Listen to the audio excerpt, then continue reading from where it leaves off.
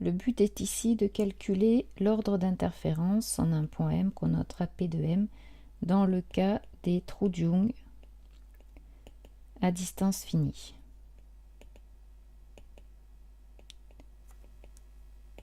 Donc le montage est le suivant. Nous avons l'axe optique que nous appellerons Z. On va choisir la source S sur l'axe. Le plan où on a les trous de Young qui sont donc symétriques par rapport à l'axe. Ici, donc ce sera le plan X, Y. Donc Y étant vers nous. Et on va noter donc S1 et S2, les deux points correspondant au trou. On notera donc O, l'origine ici. Et puis donc on a un écran qui est parallèle au plan des deux trous. Donc ça c'est le plan de l'écran qui est à une distance grand D du plan des sources. Le point M donc pourra se trouver n'importe où sur cet écran. Donc on va noter petit a la distance S1, S2. Et donc on veut commencer par calculer la différence de marche entre les deux rayons qui vont interférer en M. Donc ces deux rayons, on va les tracer. Donc nous avons un premier rayon qui vient de S, qui passe par S1 et qui va arriver en M en étant diffracté au niveau de S1. Et on a donc un deuxième rayon qui vient toujours de S, qui passe par S2 et qui va jusqu'en M. Donc en passant sur ce deuxième rayon, on va noter donc l'autre, le rayon 1. Donc pour calculer cette différence de marche, on va écrire que la différence de marche est donc égale au chemin optique SM sur le rayon 2 moins chemin optique SM sur le rayon 1. On va donc passer par les points S2 pour le rayon 2 et S1 pour le rayon 1. Donc ça va nous faire SS2 plus S2M moins SS1 moins S1M. Ici, par symétrie, on peut dire que chemin optique SS1 est égal au chemin optique SS2. Donc, il va nous rester simplement delta de M qui vaut chemin optique S2M moins chemin optique S1M. Ici, nous sommes dans l'air. On va supposer que l'air a un indice qui est très proche de 1.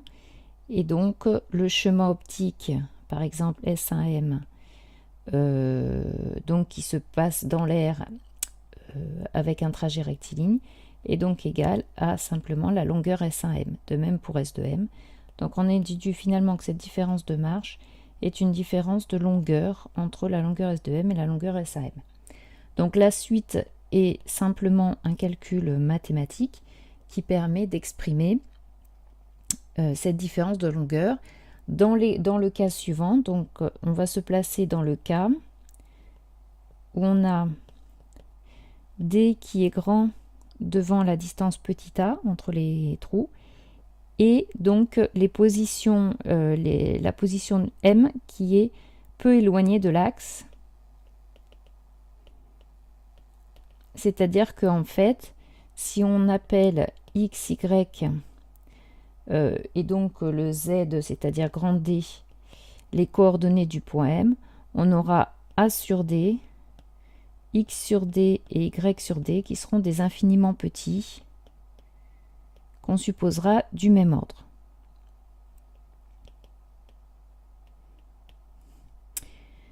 Donc on va exprimer par exemple la distance S1M. Pour la distance S2M, on fera de la même façon. Donc la distance S2M, on va avoir donc besoin des coordonnées du point S1. Donc le point S1, lui, il a comme coordonnées A sur 2 suivant X, 0 suivant Y et 0 suivant Z. Donc quand on va écrire la longueur S1M, ça va être la racine de X moins A sur 2 au carré plus Y moins moins 0 pardon, au carré plus D moins 0 au carré. Donc, comme on écrit habituellement les longueurs en mathématiques. Et donc, on va simplement faire sortir le terme qui est grand, c'est-à-dire le D. Donc, on voit qu'on peut mettre sous la racine en facteur le D carré, facteur 2, donc sur le dernier terme, on va avoir 1. Plus, on va développer ici, ça va donc nous faire du x2 sur D2. Ensuite, en développant toujours le premier carré, ça va nous faire du moins AX, donc toujours sur D2. Ensuite, on va avoir du plus A carré sur 4D2. Et ensuite, on a le terme en Y carré, donc plus Y2 sur D2. Donc, on voit que tout ce terme-là est en fait un infiniment petit d'ordre 2, puisqu'on a dit que tous les termes en X sur D, A sur D et Y sur D étaient d'ordre 1. Donc, je sors le grand D carré, qui du coup, quand il est sorti de la racine, fait un peu un D. Et j'ai une racine, c'est-à-dire une racine, c'est un exposant à demi, hein, c'est pareil. Donc, on va pouvoir l'écrire éventuellement. 1 plus x carré sur d carré plus y2 sur d2 moins ax sur d2 plus a carré sur 4d2. Exposant à demi. Et donc, tout ça, c'est un petit u, finalement, qui est petit devant 1. Donc, on peut faire un développement limité quand u est petit devant 1 de 1 plus u à la puissance alpha, c'est-à-dire ici alpha égale 1,5. C'est du 1 plus alpha u à l'ordre le plus bas, c'est-à-dire du 1 plus 1 demi de u. Donc après, c'est un petit o de u carré. Donc ça veut dire que tous les termes qui vont être... Donc là, notre petit u est d'ordre 2, hein, donc tous les termes qui vont être d'ordre supérieur à 2, on n'en tiendra pas compte.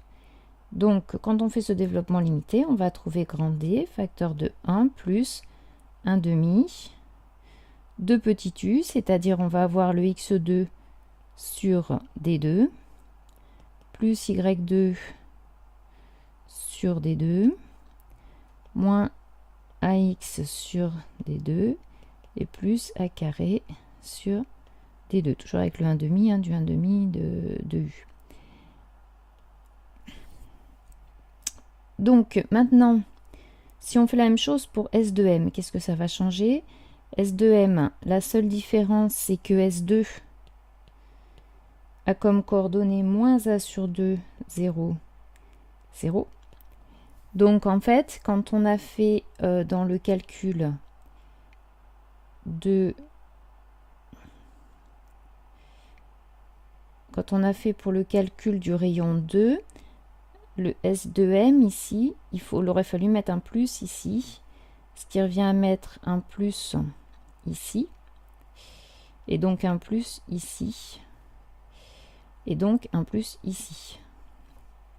Donc finalement, quand on va faire la différence entre S1M, S2M et S1M, on va avoir une différence de marche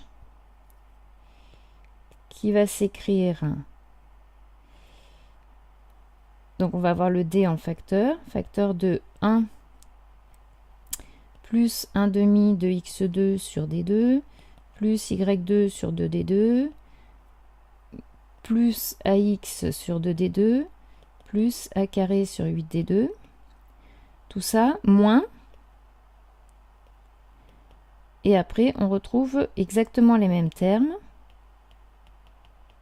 plus y2 sur 2d2, sauf qu'ici on a un moins, donc moins ax sur 2d2, plus a carré sur 8d2.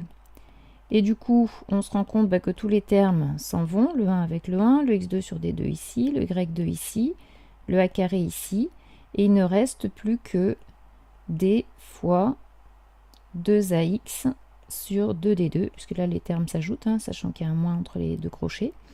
Et donc on trouve que la différence de marche s'écrit, les deux s'en vont, il reste ax sur grand D. Donc la différence de marche s'écrivant x sur d, l'ordre P de M qui vaut delta de M sur lambda va donc s'écrire ax sur lambda D.